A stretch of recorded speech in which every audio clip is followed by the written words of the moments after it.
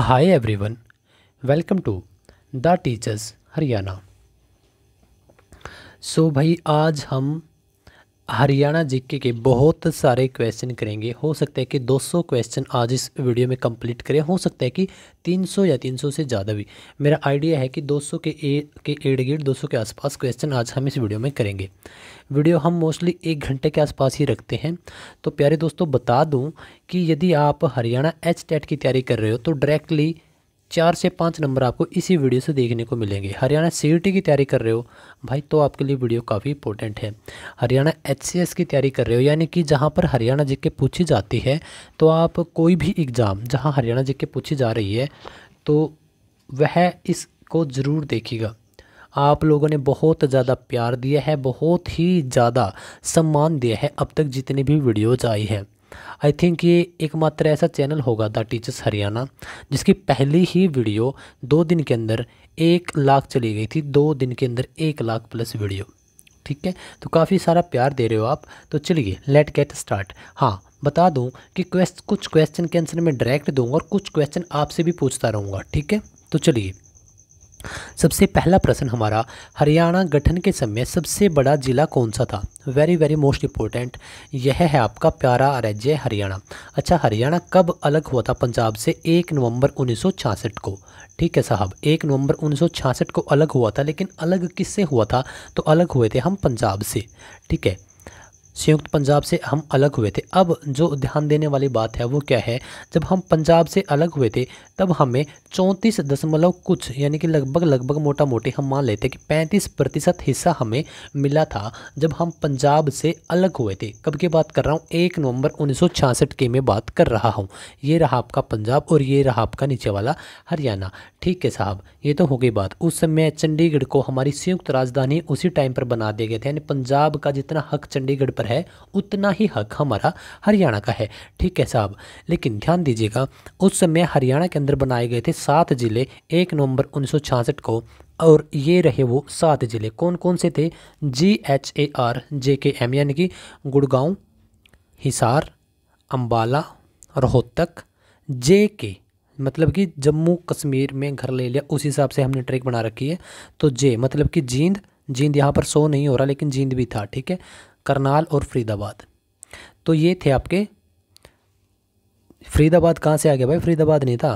ठीक है, ये इसको फरीदाबाद बाद में बने। ठीक है, GHAR JKM महेंद्रगढ़ था। ठीक है, तो ये बाई मिस्टेक वैसे मैप में होगा। ठीक है, तो ये नहीं था।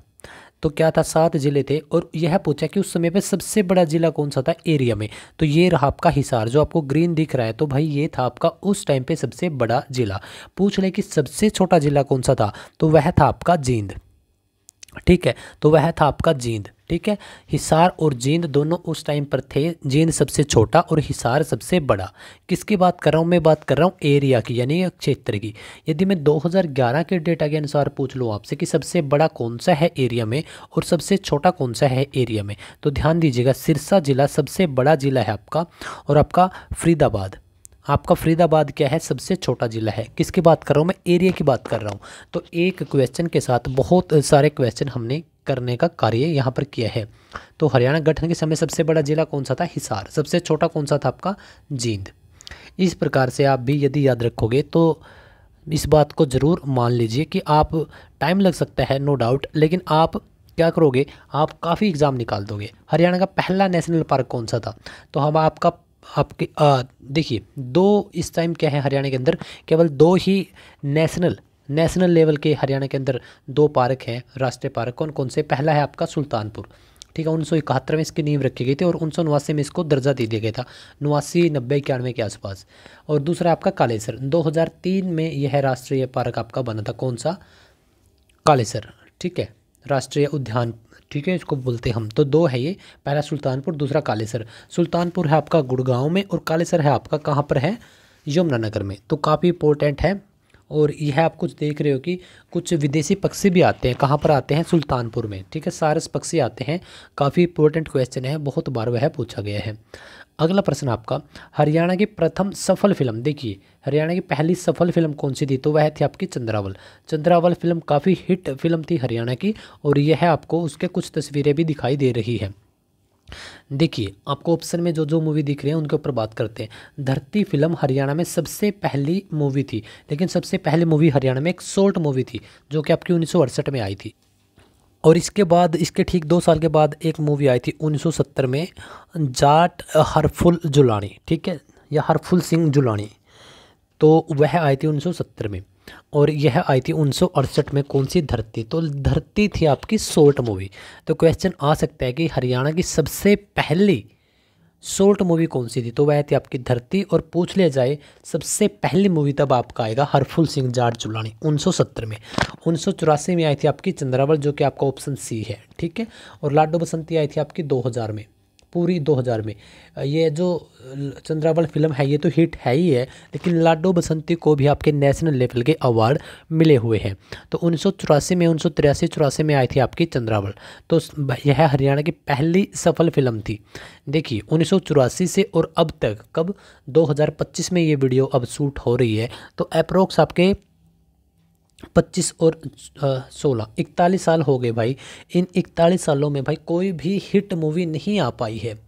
किसकी? हरियाणा की, जो हरियाणा को बड़े पर्दे पर, जो हरियाणा की खुद की लैंग्वेज की खुद ही शूट कर रखी हो उस हिसाब से। हाँ, एक बात और हो सकती है कि इस फिल्म के आपको अभिनेता पूछ लिया। अभिनेता का नाम था जगत झाकड़। जगत झाकड़ जो कि झज्जर डिस्ट्रिक्ट से संबंध रखते थे। उषा शर्मा इसकी अभिनेत्री थी, जिसका इंटरव्यू भी अभी हाल फिलहाल 1-2 साल पहले हुआ था। चलिए अगले प्रश्न के ऊपर बात करते हैं। ये हरियाणा के जो ओम प्रकाश चौटाला हरियाणा के सीएम रह चुके हैं, तो अब ये इस दुनिया में नहीं रहे। और पिछले साल 20 आई थिंक दिसंबर था या 24 दिसंबर, तब इनकी क्या हो गई थी, इनकी डेथ हो गई थी, ठीक है। तो आपको इस बात का ध्यान रख लेना है, ठीक है। तो काफ़ी इंपॉर्टेंट प्रश्न है जो मैं अभी आपको इसके साथ साथ करवाने वाला हूँ। तो क्वेश्चन को एक बार पढ़ेंगे कि हरियाणा में सबसे ज़्यादा बार बनने वाले सीएम का क्या नाम है। तो इनका क्या नाम है? इनका नाम है ऑप्शन बी, ओपी चौटाला, यानी कि ओम प्रकाश चौटाला, ठीक है। आंसर तो ये हो गया, तस्वीर आपकी आंखों के सामने है। लेकिन जो मेन मुद्दा है इसके साथ और मल्टीपल क्वेश्चन करवाने का, वो देखिए इनका जन्म हुआ था 1935 में, और इनकी डेथ हो गई 2024 के एंड में। तो ये 89 ईयर की, यानी 89 साल के होकर इन्होंने इस दुनिया को अलविदा कहा है। सबसे पहला क्वेश्चन तो आपका यही बन गया, ठीक है। इसके साथ साथ अब क्या है, जो इनके पिताजी थे उनका क्या नाम था? देवीलाल। एक क्वेश्चन आपका ये भी बन जाता है कि भाई हरियाणा के कौन से लाल भारत देश की जो उप प्रधानमंत्री है वहाँ तक पहुँचने का उन्होंने कार्य किया है, तो वो थे इनके फादर साहब, यानी कि चौधरी देवीलाल जी, ठीक है साहब। यह भी हो गया। अब बात करता हूँ मैं प्रॉपर तरीके से ओपी चौटाला यानी कि ओम प्रकाश चौटाला साहब के बारे में। तो ध्यान दीजिएगा, ओम प्रकाश चौटाला सबसे ज़्यादा बार बनने वाले हरियाणा के मुख्यमंत्री हैं। कितने बार ये बने हैं हरियाणा के मुख्यमंत्री भाई? तो 5 बार यह मुख्यमंत्री बने हैं। तो काफ़ी इंपॉर्टेंट है, ठीक है साहब। लेकिन यदि मैं पूछ लूँ कि हरियाणा का वह मुख्यमंत्री जिसने जेल में रहकर अपनी 10वीं की परीक्षा पास की थी, तो वह भी यही थे, ठीक है। 83 या 82 की एज थी आई थिंक, और इनके ऊपर एक फिल्म भी बनी है 10वीं करके, ठीक है। तो कुछ किरदार इनका भी उसमें दिखाया गया है, ठीक है साहब। इसके बाद यदि मैं बात करता हूँ सबसे कम कार्यकाल, वह भी इनके नाम पर है। एक बार ये 5 दिनों के लिए मुख्यमंत्री बने थे। तो यहाँ से काफ़ी क्वेश्चन निकल गए। सबसे ज़्यादा 5 बार यही ओपी चौटाला, और सबसे कम 5 दिनों के लिए तो यही रहेंगे ओम प्रकाश चौटाला, ठीक है साहब। अच्छा, इनका संबंध कहाँ से है? सिरसा, सिरसा में गांव है चौटाला, सिरसा, ठीक है, चौटाला। तो चौटाला ये अपने नाम के साथ भी लगाते हैं, इनका गांव का नाम है चौटाला। तो सिरसा डिस्ट्रिक्ट है, और सिरसा में एक बांध है ओट्टू बांध, काफ़ी फेमस है। और एक नदी है घग्गर नदी, जो कि हनुमानगढ़ जाती है। हनुमानगढ़ कहाँ पे? आपका राजस्थान में, ठीक है। तो इस प्रकार से हम एक क्वेश्चन को दूसरे क्वेश्चन के साथ रिलेट करते हुए आगे बढ़ेंगे, ठीक है। तो चलो अगला प्रश्न है आपके आंखों के सामने कि किस जिले के नाम पर विधानसभा सीट नहीं है। देखो प्यारे दोस्तों, यदि आप एचटेट की तैयारी कर रहे हो या फिर हरियाणा सीईटी की तैयारी कर रहे हो, तो यहाँ से आपकी विधानसभा से एक क्वेश्चन आपका 101% बनेगा भाई। और विधानसभा के ऊपर मैंने एक अलग से लेक्चर भी ले रखा है, ठीक है।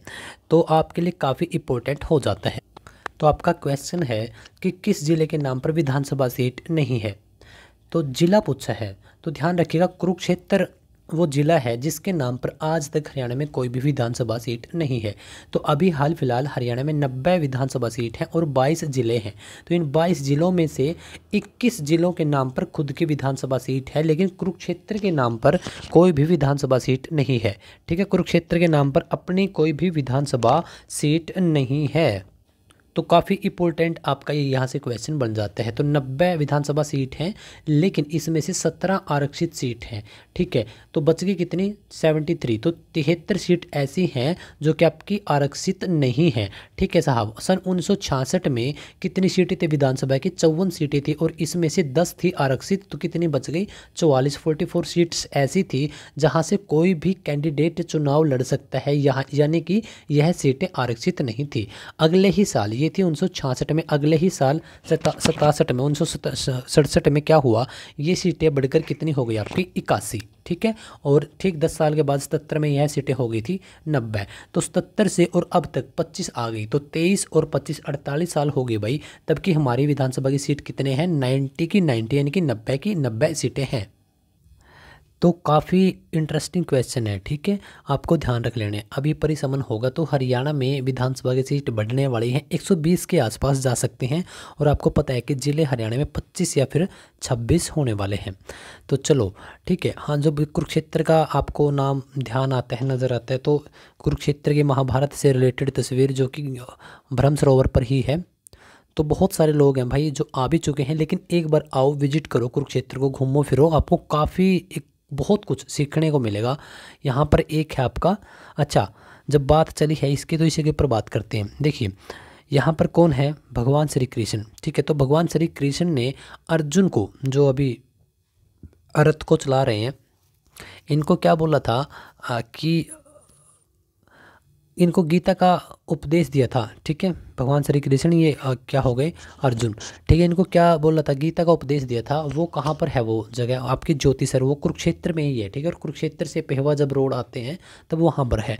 सेकंड क्या है? जो ब्रह्म सरोवर है वह है पक्की ईंटों से बना हुआ हरियाणा का एकमात्र जलाशय बोल सकते हैं, ब्रह्म सरोवर है।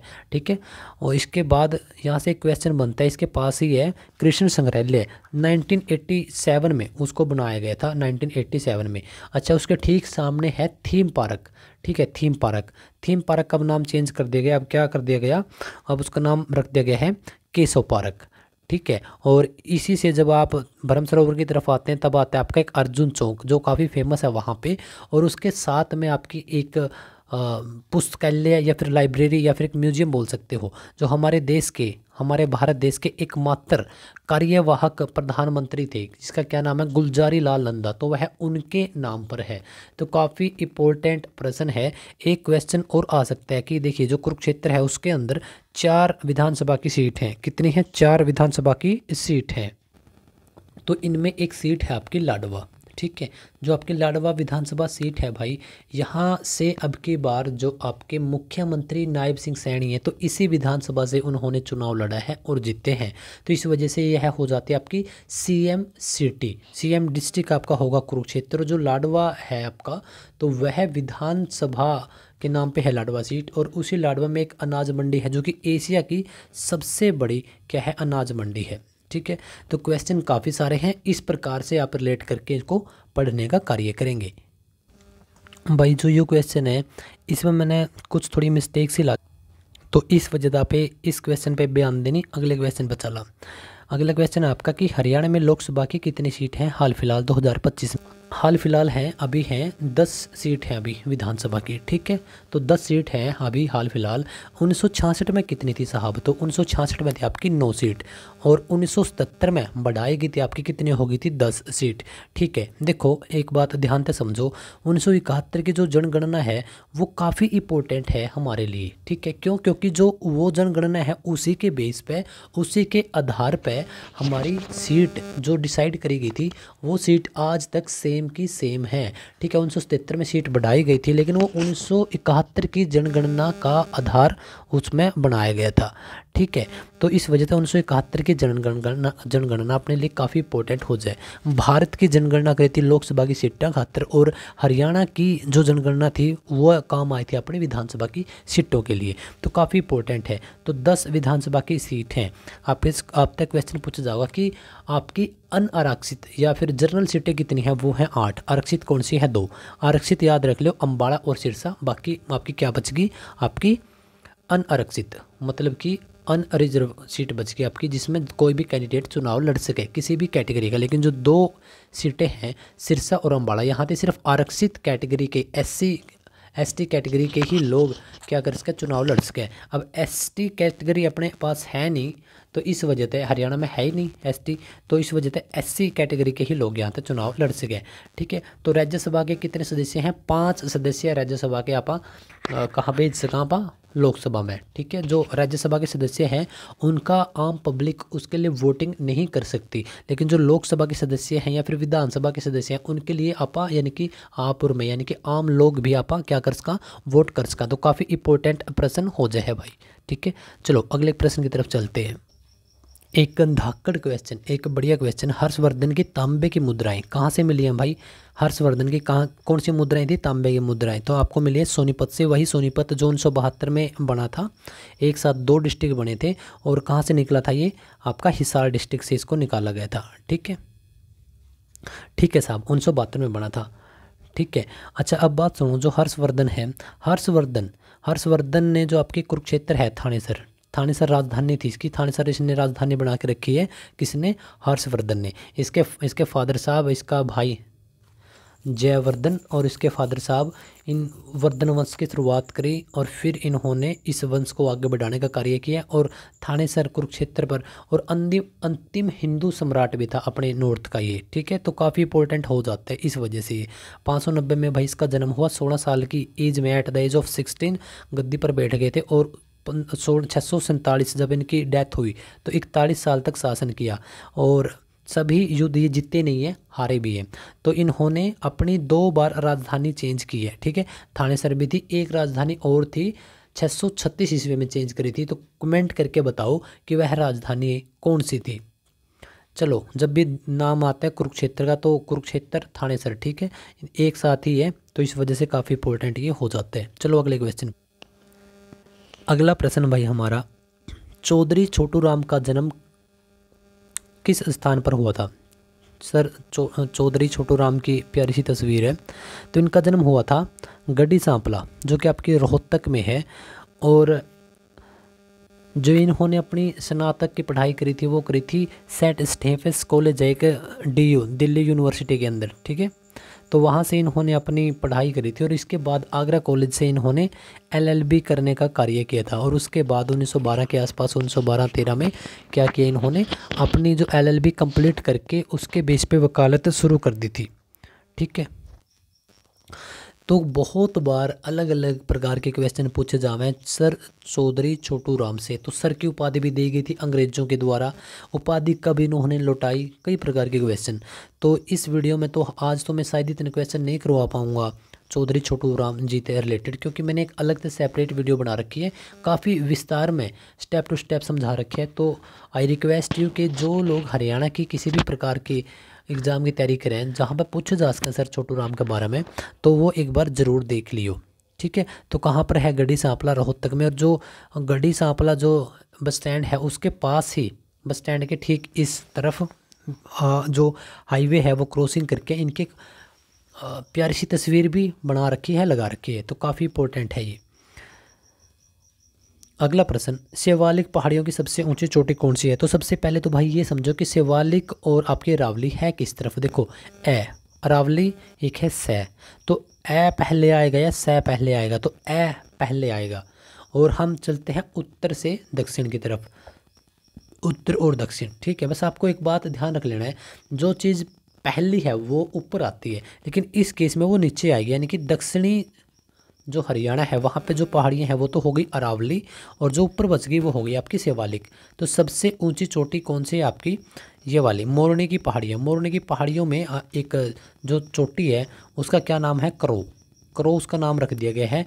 और 1514, ठीक है, 1514 मीटर की ये ऊंचाई है। कहाँ पर है, पंचकुला डिस्ट्रिक्ट में है मोरनी की पहाड़ियाँ। मोरनी हिल्स भी इनको बोलते हैं। और बहुत सारे लोग तो यहाँ पर घूमने के लिए जाते भी हैं। आई थिंक आप भी बहुत सारे लोग गए होंगे। तो दूसरी तरफ आपकी कौन सी बच गई, अरावली। तो शिवालिक को छोड़ दो, अरावली कहाँ पर है आपकी, दक्षिण हरियाणा में है अरावली की पहाड़ियाँ, ठीक है, दक्षिण हरियाणा में। तो वहाँ पे इसकी सबसे ऊंची कौन सी, कितने मीटर के, 642 मीटर मिलेगा या 652 मीटर आपको मिलेगा देखने को। तो इन दोनों में से आपको एक देखने को मिलेगा। महेंद्रगढ़ में सबसे ऊंची चोटी है हमारे दक्षिणी हरियाणा की, तो काफ़ी इंपॉर्टेंट हो जाते हैं ये भी। तो कौन सी है, ऊपर की तरफ मोरनी हिल्स, जो कि आपके पंचकुला डिस्ट्रिक्ट में है। पंचकुला और अंबाला में भी इसकी मुख्यतः पहाड़ियाँ हैं, यमुनानगर में भी। तो इन 3 जिलों में कुरुक्षेत्र के अंदर कोई पहाड़ी नहीं है, ठीक है। वैसे कुरुक्षेत्र अंबाला डिवीजन के अंदर आता है, लेकिन इसके अंदर कोई पहाड़ी नहीं है।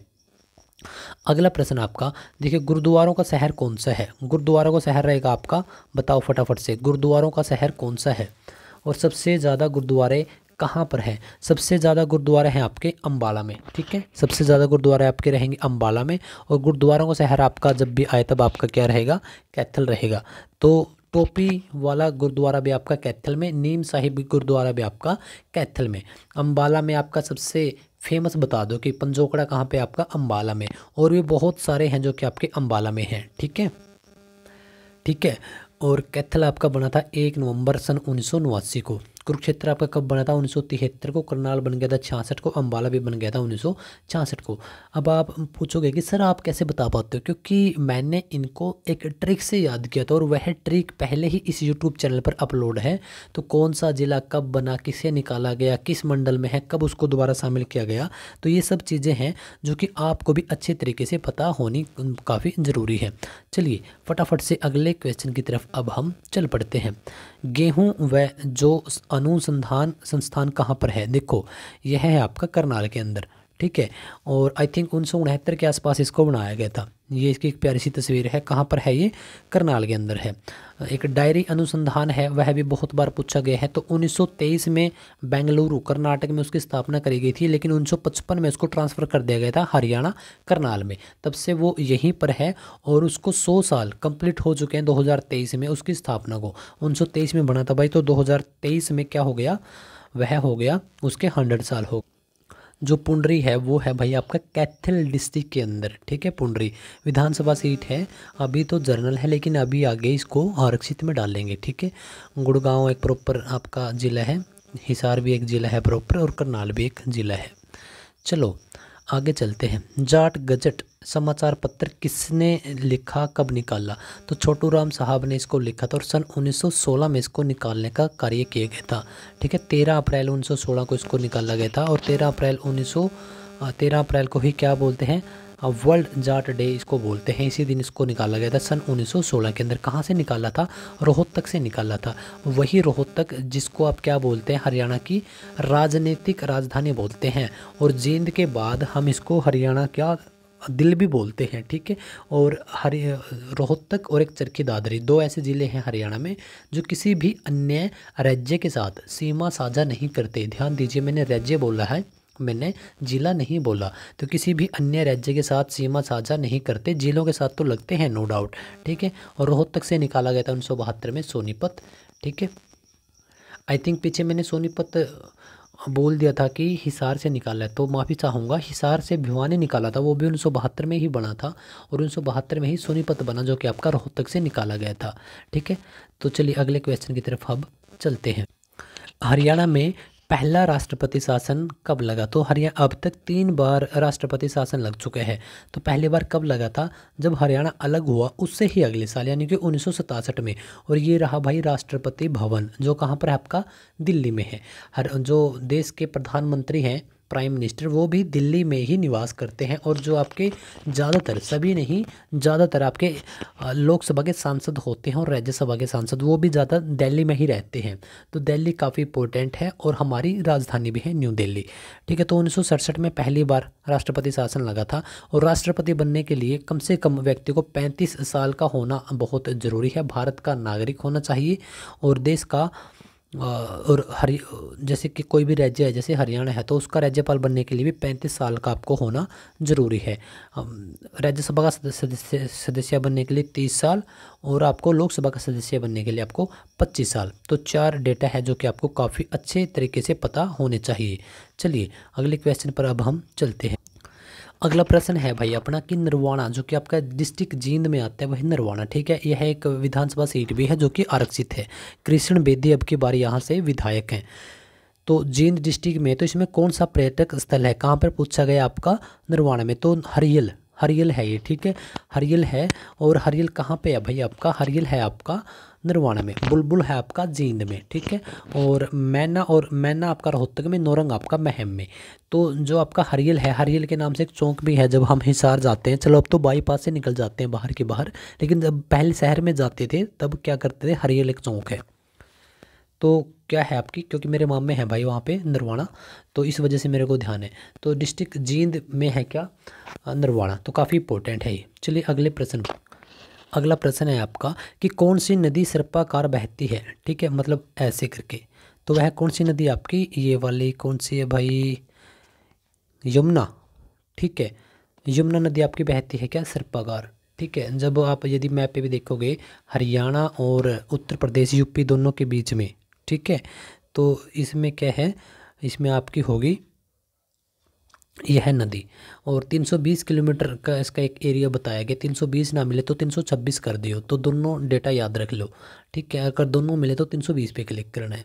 तो यमुना नदी है, और आपकी यमुना नदी दोबारा फिर कहाँ पर चले जाते हैं, उत्तर प्रदेश में। निकलती कहाँ से, उत्तराखंड से, और हरियाणा में कहाँ पर आती है, सिर्फ आपकी यमुनानगर में आती है, सिर्फ कुरुक्षेत्र को छोड़ देती है। आगे फिर करनाल में, फिर पानीपत में, फिर सोनीपत में, फिर दिल्ली, और फिर आपकी फरीदाबाद से कहाँ निकल गई, हसनपुर से आपकी उत्तर प्रदेश में। तो काफ़ी इंपॉर्टेंट है, 320 किलोमीटर ये बहती है, सर्पाकार की है ये। ठीक है, चलिए अगला प्रश्न आपका, हाली पुरस्कार किस क्षेत्र में दिया जाता है।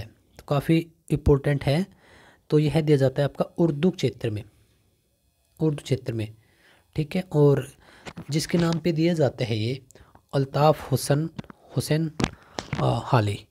तो उनका संबंध था पानीपत से, और उर्दू क्षेत्र में दिया जाता है, और इसके अंतर्गत एक राशि भी दी जाती है। क्या इस पे राशि लिखा है, ये वाली राशि यहाँ पे लिखा है 2,51,000, 2,51,000 रुपये। ठीक है, और ये रहा डॉक्टर हाली अवार्ड। ठीक है, हाली अवार्ड। अगला प्रश्न आपका, महाभारत का युद्ध कहाँ पर हुआ था, कुरुक्षेत्र में हुआ था। वही कुरुक्षेत्र जिसका जो जिला कब बना, 1973 में यह जिला बना था, और यहीं पर महाभारत का युद्ध हुआ। यहीं पर कृष्ण संग्रहालय है, बहुत सारी चीज़ें जिसके ऊपर हमने पहले भी डिस्कस की है, पहले बता दिया आपको, तो वही सेम चीज़ें हैं। ठीक है, चलिए अगले प्रश्न पर, ममता सोदा ने कब माउंट एवरेस्ट फतेह किया था। तो कैथल से संबंध है इनका, तो इन्होंने कब माउंट एवरेस्ट फतेह किया था।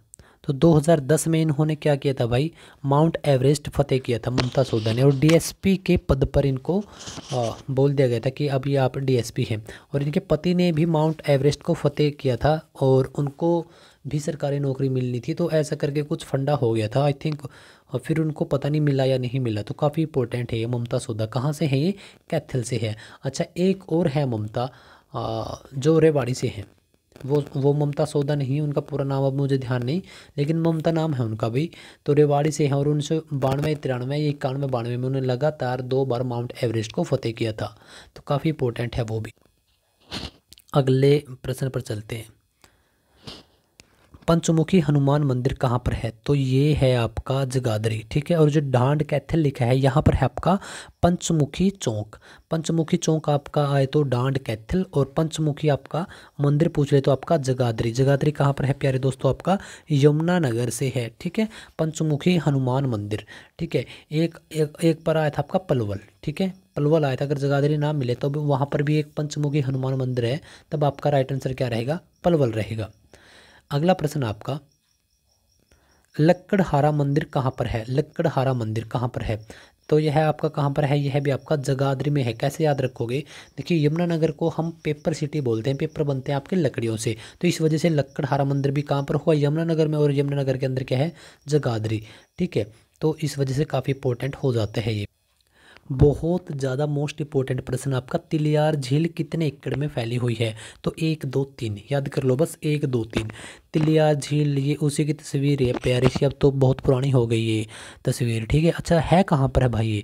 तो यह है आपके रोहतक में, वही रोहतक जहाँ पर आपकी फिल्म सिटी है, वही रोहतक जिसको 1966 में ही जिला बना दिया गया था, वही रोहतक जिसको 1966 में ही एक मंडल बना दिया गया था, वही रोहतक जो आपका राजनीतिक राजधानी के नाम से जाना जाता है, वही रोहतक जिससे आपका सोनीपत जिला निकाला गया था, वही रोहतक जिस मंडल में सबसे ज़्यादा 5 जिले आते हैं, और वही रोहतक जिसकी किसी भी अन्य राज्य के साथ कोई सीमा नहीं लगती, तो वही रोहतक जिसको हम एजुकेशनल सिटी भी बोलते हैं, तो काफ़ी इंपॉर्टेंट है ये। तो वहीं पर है आपकी ये तिलियार झील, और 1976 में बनी थी आपकी MDU। ठीक है, हरियाणा की दूसरी यूनिवर्सिटी, और वही रोहतक जिसके अंदर MDU यूनिवर्सिटी है, और वही रोहतक जिसके अंदर आपका हरियाणा का सबसे पहला कॉलेज 1926 में बना था, पंडित नेकीराम शर्मा कॉलेज। ठीक है, बाद में 1944 के आसपास जाकर उसको किसी यूनिवर्सिटी से जोड़ने का भी कार्य किया गया था। तो काफ़ी इंपॉर्टेंट है शहर भी,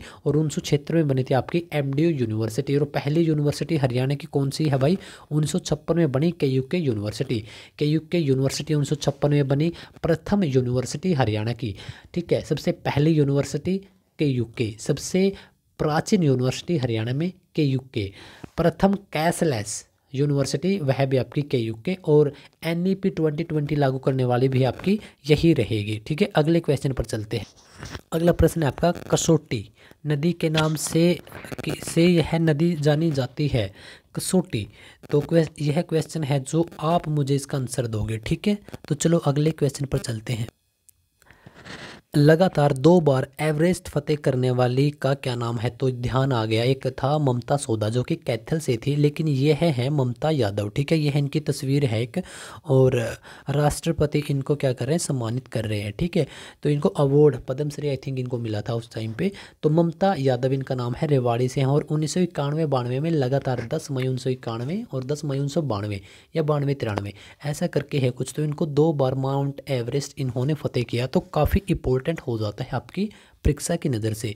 क्वेश्चनर किस प्रकार से पूछ सकता है? एग्जामिनर आपको पूछेगा कि एवरेस्ट फतेह करने वाली, लगातार 2 बार फतेह करने वाली हरियाणा की कौन सी महिला है? तो ममता सोदा का भी नाम लिख देगा, और ममता यादव का भी, तो वह है ममता यादव। ठीक है, तो काफ़ी इंपॉर्टेंट है ये।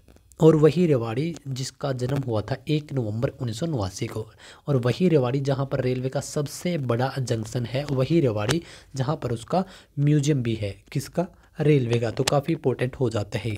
चलिए अगले प्रश्न पर, हरियाणा विधानसभा में कितने मंत्री बन सकते हैं? तो काफ़ी इंपॉर्टेंट है ये, इसको देखिए, इसको ध्यान से समझना है आपने। हरियाणा में अभी कितने हैं?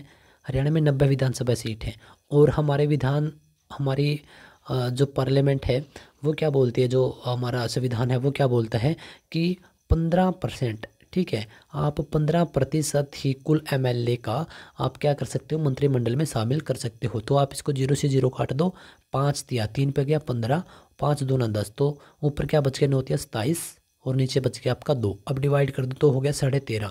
तो 13.5 व्यक्ति, तो 13.5 व्यक्ति तो होते नहीं, तो इस वजह से 14 व्यक्ति, तो 14 है ना। तो 14 लोग ऐसे हैं जो कि हमारे मंत्रिमंडल में शामिल हो सकते हैं।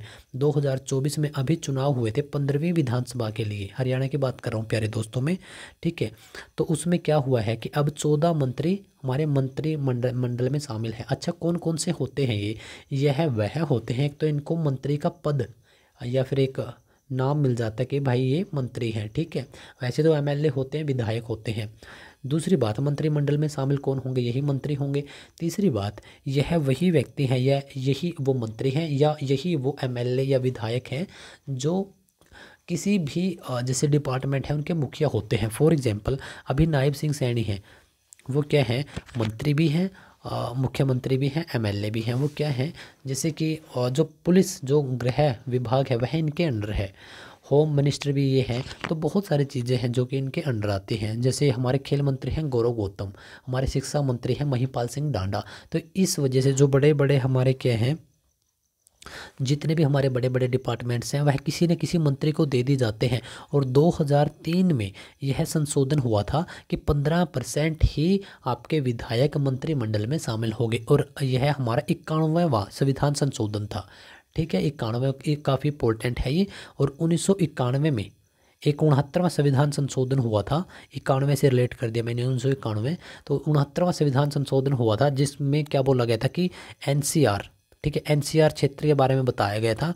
जो हमारा आज एनसीआर के अंदर अभी हरियाणा के 22 जिलों में से 14 जिले आते हैं। ठीक है, तो एनसीआर क्षेत्र यानी कि नेशनल कैपिटल रीजन, राष्ट्रीय राजधानी क्षेत्र घोषित कर दिया गया था सन 1991 के अंदर।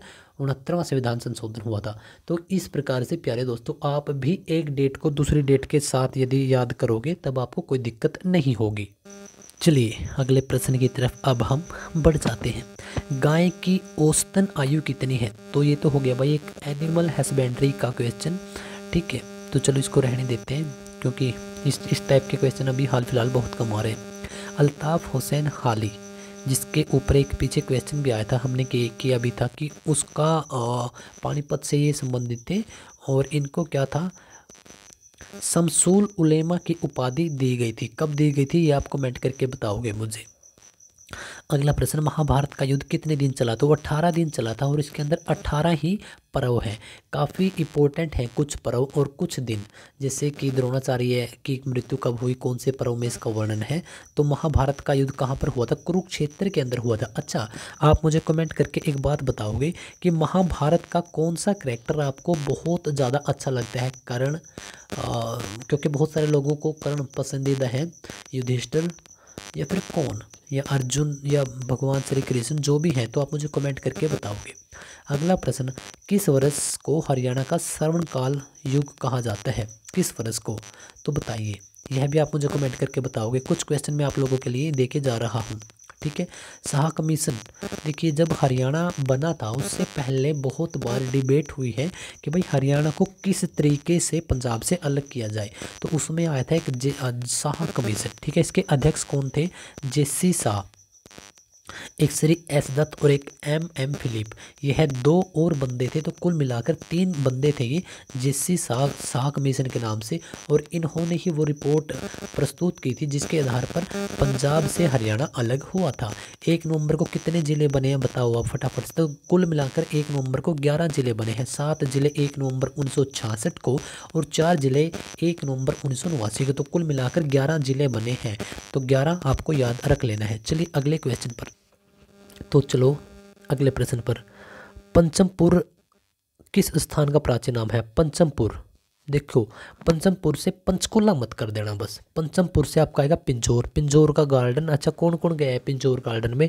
तो सबसे पहले बता दूं, यहाँ पर हर साल जुलाई के महीने में एक आम मेला लगता है जो कि आपका काफ़ी इंपॉर्टेंट है। पंचकुला के अंदर कालका और पिंजौर 2 आपके विधानसभा की सीट हैं और इनमें से एक भी आरक्षित सीट नहीं है, ना इसके अंदर है ना ही आपका चरखी दादरी के अंदर है। तो कहाँ पर है ये? पंचकुला। और पंचकुला में ही आपकी मोरनी हिल्स है जहाँ पर करोह नाम की एक चोटी है 1514 मीटर, जो कि आपकी सबसे ऊंची चोटी है। किसकी? आपकी शिवालिक की। अच्छा, संतों की नगरी सा सिरसा सा संत। देखो सिरसा से आपका 101% एक क्वेश्चन आने की उम्मीद हम हर बार करते हैं। तो जितने भी क्वेश्चन हैं अभी रिपीट कर देता हूँ। कब बना था भाई सिरसा? तो बताओ कौन सा फल खाया? तो 1975 में यह बनाया गया था। अच्छा, यह पंजाब को भी लगता है और राजस्थान को भी लगता है। ठीक है, पंजाब को भी और राजस्थान को भी। कौन सा? सिरसा। सिरसा में सबसे ज़्यादा होती है गेहूँ। गेहूं में सबसे आगे कौन सा जिला है? सिरसा। गाय पालने में या गाय रखने में सबसे ज़्यादा सिरसा। और यहाँ पर आंवला की खेती में या पैदावार में सबसे आगे सिरसा। संतों की नगरी सा सिरसा। 2011 के अनुसार सबसे बड़ा जिला आपका सिरसा। विधानसभा की कितनी सीटें हैं इसके अंदर? 5 विधानसभा की सीटें हैं। जो आपकी INLD की सीटें हैं, इंडियन नेशनल लोकदल की, वो यहीं से आपकी बनते हैं। ठीक है, तो यह भी काफ़ी इम्पोर्टेंट हो जाता है। यहीं से आपकी घग्गर नदी हरियाणा से राजस्थान में प्रवेश करती है और चौटाला परिवार का संबंध, चौटाला गांव है सिरसा में, तो यहीं से रहा है। ओटू बैराग, ओटू एक बांध है जो कि आपका घग्गर नदी पे है, तो ये इस वजह से यह भी इम्पोर्टेंट हो जाता है। तो सिरसा के जितने भी इम्पोर्टेंट प्रश्न हैं अभी हमने डिस्कस किए हैं। अच्छा, सबसे बड़ा जिला कौन सा है क्षेत्रफल में, ये ठीक है। और जो जनसंख्या घनत्व है 303 के आसपास है इसका, वह सबसे कम है क्योंकि भाई खुला डुला है और व्यक्ति कम है, तो काफ़ी इंपॉर्टेंट है ये। चलो अगले प्रश्न पर। अगला प्रश्न, डी क्रस्ट इसको बोलते हैं, फिर DCRUST, Deenbandhu sir Chhoturam university, ठीक है, इसका पूरा नाम है। कहाँ पर है ये, तो यह है भाई आपकी मुरथल सोनीपत में, ठीक है, मुरथल सोनीपत में है और यह रहा आपका स्ट्रक्चर। अच्छा, मुरथल के परांठे काफ़ी फेमस है, कौन सा ढाबा है, कोई गया है तो